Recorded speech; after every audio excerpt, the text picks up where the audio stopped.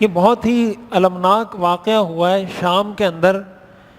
اسلام اور مسلمانوں کے دشمن جو طبقہ ہے ہمیشہ سے، ہر کوئی بھی دقیقہ وہ فروگزاش نہیں کرتے، کوئی بھی لمحہ جانے نہیں دیتے ہاتھ سے کہ مسلمانوں کو کسی طرح نقصان پہنچایا جائے.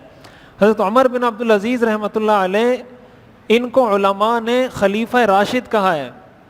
حدیث میں جو آتا ہے نا، علیکم بسنتی و سنت الخلفاء الراشدین، کہ تم پر میری سنت کی اتباع لازم ہے اور خلفاء راشدین کی سنت کی اتباع لازم ہے. علماء نے کہا ہے حضرت عمر بن عبدالعزیز ان میں سے ہیں کہ جن کی اتباع لازم ہے.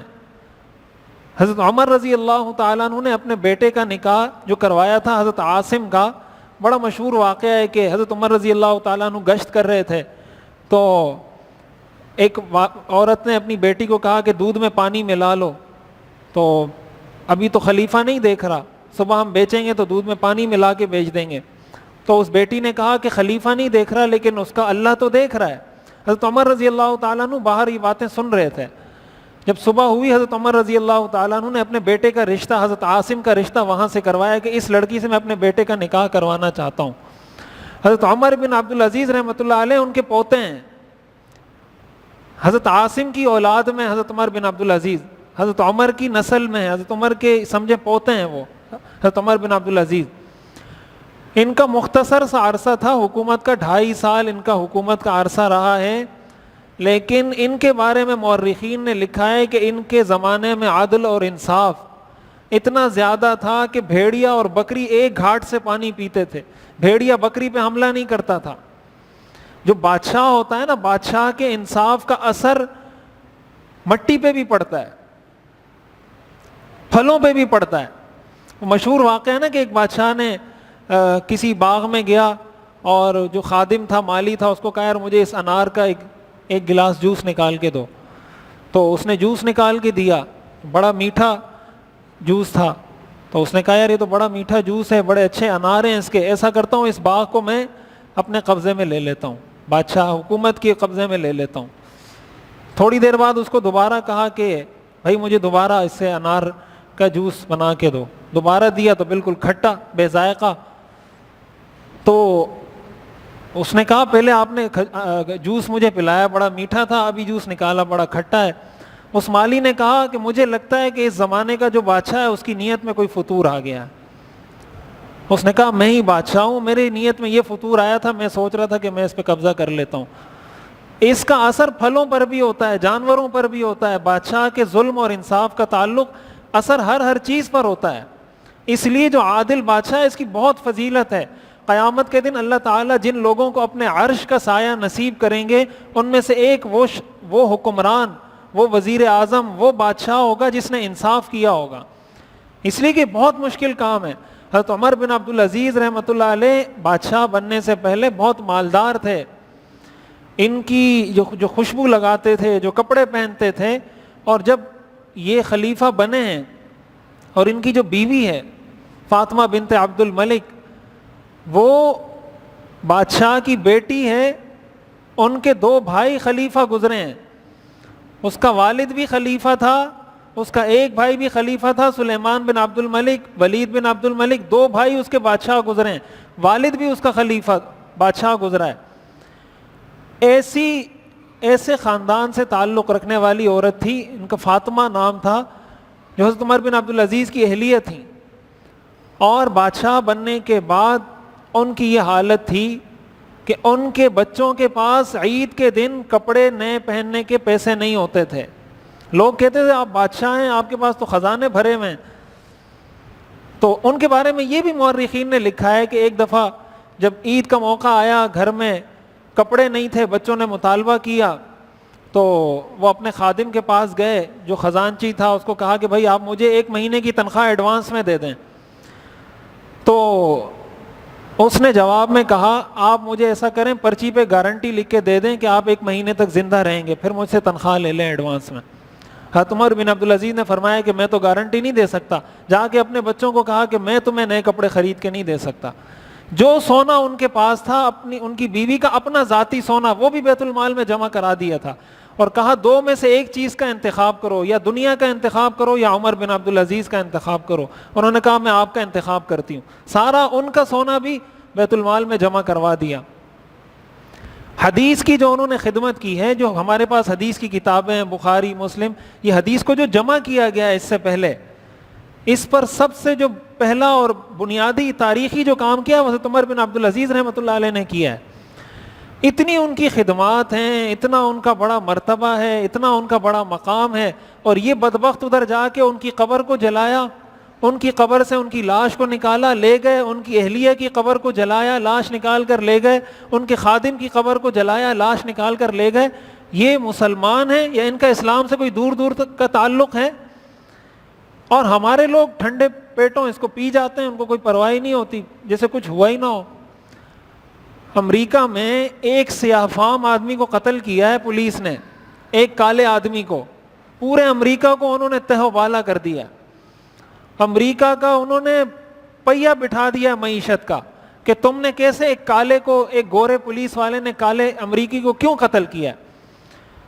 کتنے دن ہو گئے مسلسل امریکہ میں پورا ایک کرفیو کا نظام ہے. وہ کسی نے لکھا تھا کہ پہلی دفعہ ہم نے امریکہ کی فوج کو امریکہ میں دیکھا ہے، ورنہ وہ تو آپ کو یا افغانستان میں نظر آئے گی یا عراق میں نظر آئے گی، امریکہ کی فوج امریکہ میں نظر نہیں آتی. پہلی دفعہ لوگوں نے امریکہ کی فوج کو دیکھا ہے امریکہ میں، کیونکہ ایک کالے کو قتل کیا ہے. اور وہ جب احتجاج کر رہے تھے نا، انہوں نے پلے کارڈ اٹھائے ہوئے تھے. ایک پلے کارڈ پہ لکھا ہوا تھا وی آر ناٹ عرب ٹو کل اس اینڈ کیپ سائلنٹ. ہم عرب نہیں ہیں کہ ہمیں قتل کرو اور ہم خاموش رہیں. یہ کتنا بڑا تماچا ہے مسلمانوں کے منہ پہ. گویا اس وقت مسلمان ذلت کا استعارہ بن چکے ہیں کہ یہ تو مسلمان ہیں کہ آپ ان کو قتل کرتے رہیں اور وہ خاموش ہوتے ہیں.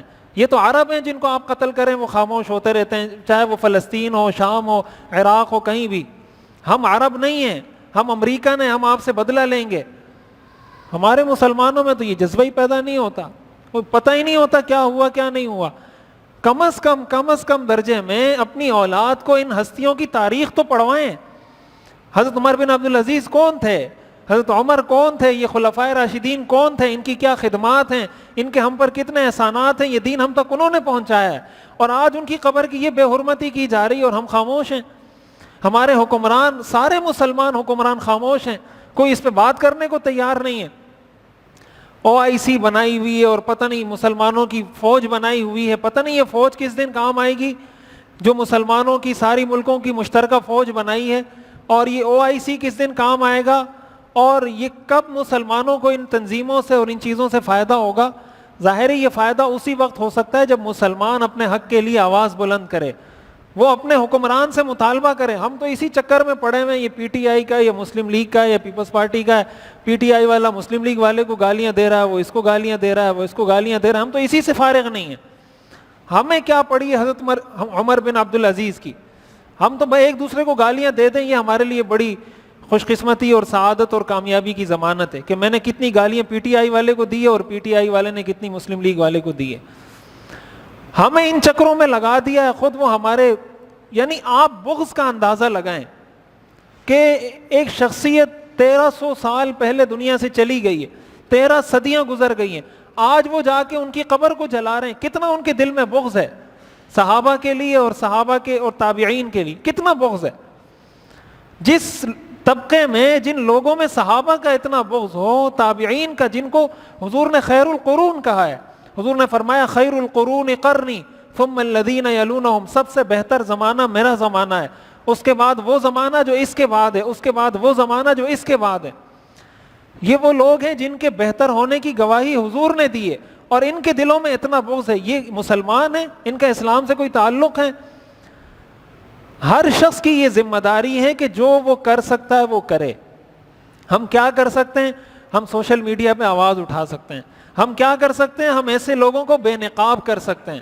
ہم کیا کر سکتے ہیں؟ اگر ہمارے آس پاس ایسا کچھ ہو، ہم ایسے لوگوں کے خلاف کارروائی، قانونی کارروائی کر سکتے ہیں. ہم کیا کر سکتے ہیں؟ ہم اپنے سیاسی لیڈروں کو اس بات پہ مجبور کر سکتے ہیں کہ بھائی کیوں تمہاری زبانیں گنگ ہو گئی ہیں، تمہاری زبانوں میں کوئی آبلے پڑ گئے ہیں، اتنی تقریریں کرتے ہو گھنٹوں کی، 5 منٹ کی تقریر اس پہ بھی کر دو نا، 5 منٹ کا خطاب اس پہ بھی کر دو.